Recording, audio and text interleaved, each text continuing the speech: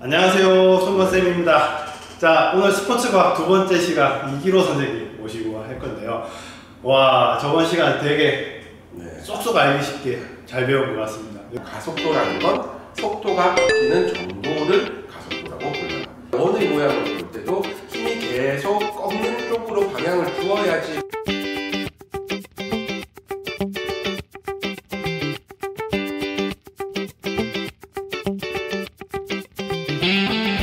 역시 과학계 의타 선생님. 아닙니다. 네. 서울로 가셔야 돼요.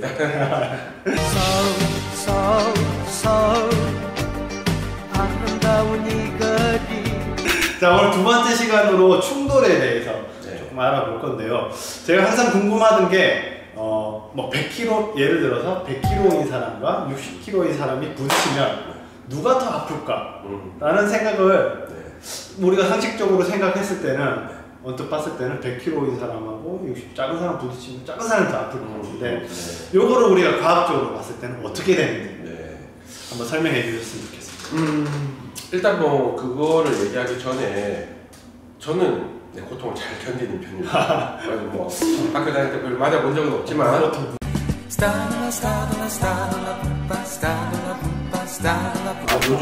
요즘은 학교에서 선생님들이 안 때리죠.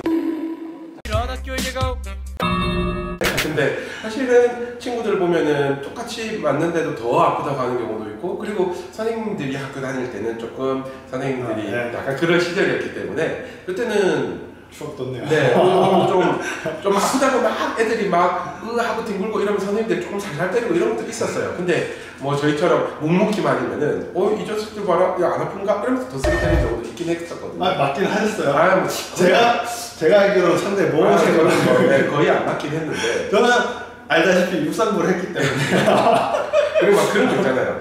단체로 단체로 이런 것들 뭐 잘못하면 단체로 막 책상 위에 올라가 밟아서 때려요.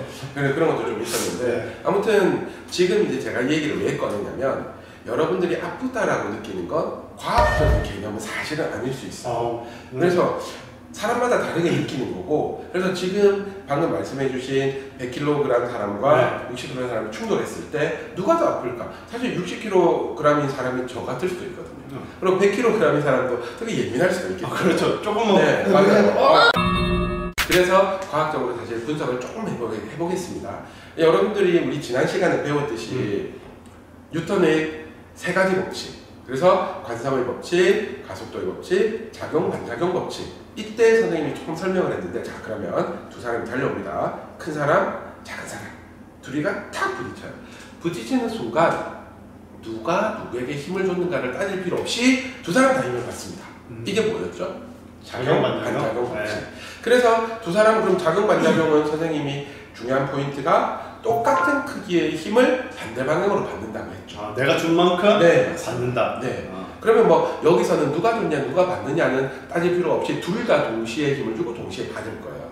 그래서 두 사람이 이렇게 부딪혔으면 같은 크기의 힘을 받습니다. 그러면 이 법칙은 가속도의 법칙, 힘을 받았을 때 큰 힘을 받으면 가속도가 크고, 즉 속도가 많이 변하고, 작은 힘을 받으면 속도가 적게 변한다. 그 다음에 질량이 크면 똑같은 힘을 줬을 때 가속도가 작게 변하고, 질량이 작으면 가속도가 크게 변한다라고 했었어요.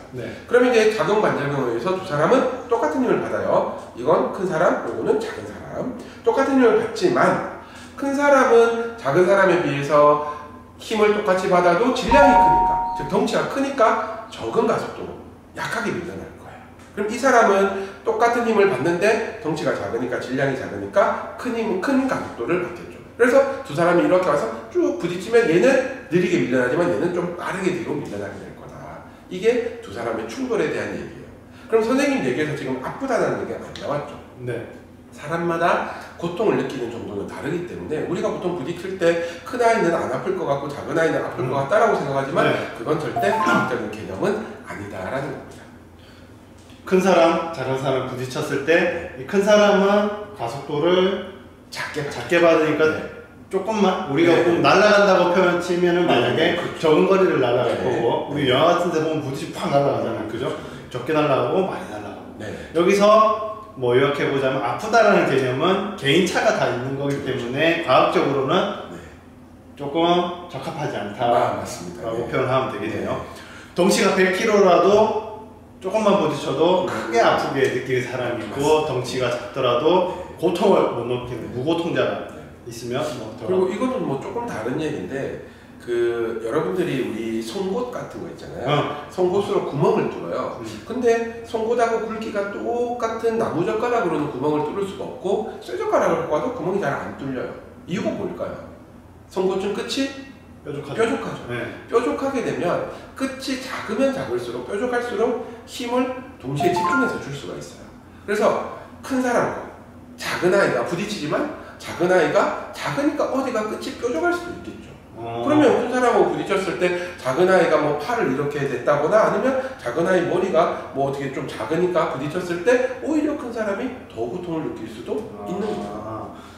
그러면 개인 신체의 민감도에 따라 다르고 충돌 당시에 서로 충돌 형태에 따라서 상황에 따라 이제 고통 정도가 다르다. 그래서 우리가 과학적으로 얘기할 때는 아프다는 표현은 조금 너무 주관적이기 때문에 조금 옳지 않다. 맞습니다. 네, 그거를 염두해 두시면 되게 좋을 것 같아요. 앞으로 여러분들 생각하실 때는 조금 이런 얘기, 우리 과학적으로 뭔가 얘기를 하고 싶을 때는 주관적, 추상적은 빼고 나름 또 팩트 좋아하시나요?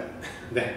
그래서 주관적인 개념은 빼고 객관적인 사실만 놓고 얘기를 하시면 뭔가 얘기할 때 좋을 것 같습니다. 그렇죠. 그죠? 구독과 좋아요 꾹꾹 눌러주세요. 그러면 오늘 초간단하게 서로 충돌했을 때에 대해서 알아보았습니다. 네. 우리 다음 시간 일단 여러분들이 지난 수업도 그렇고 이번 수업도 그렇고 들어보셨을 때 궁금한 점이 생기실 수 있을 거예요. 그래서 나는 내가 이런 걸 봤는데 이거 왜 그럴까? 충돌이나 혹은 저번에 했던 뉴턴의 법칙들에 대해서 궁금한 게 생기시면 박승원 선생님 그 질문방에 올려주시면은 저희가 또 그걸 보고 정리해서 다음 수업 내용으로 삼아서 여러분들께 또 설명해 드리는, 그리고 그거에 관련된 스포츠는 뭐가 있는지, 그리고 체육 활동에서는 어떻게 연결될 수 있는지에 대해서 설명을 해드리겠습니다. 여러분들 궁금하신 점 있으면 과학적으로입니다. 나는 수학 선생님 모시고 얘기할 테니까 과학적인 현상이나 뭐 이런 궁금한 거 있으면 질문방이나 유튜브 댓글로 남겨주시면 우리 일타 선생님 있을 때 많이 물어볼 수 있도록 질문 많이 남겨주십시오. 아시겠죠? 네. 오늘 수업 여기까지 할 거고요. 우리 다음 시간에 만나요. 안녕.